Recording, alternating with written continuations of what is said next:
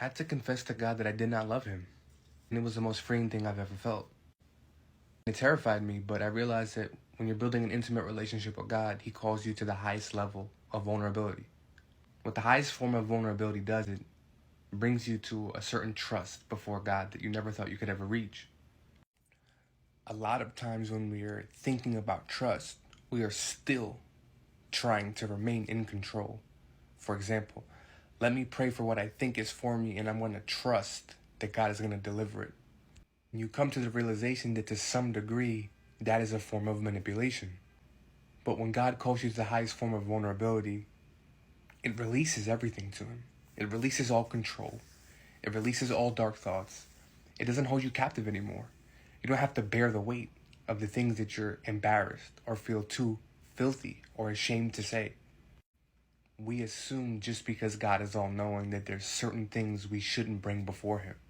God really revealed this to me through reflecting on some of my older relationships. Because I remember there being a time where people would say that they love me, but their actions didn't back that up. They could say it all that they want, but what about self-accountability? What about my needs? And I always felt really abandoned and upset when people just discarded me but still claimed that they loved me because it didn't make sense. You can say it all you want, but until you're willing to act on it, which is faith, because faith is action, then it's not real.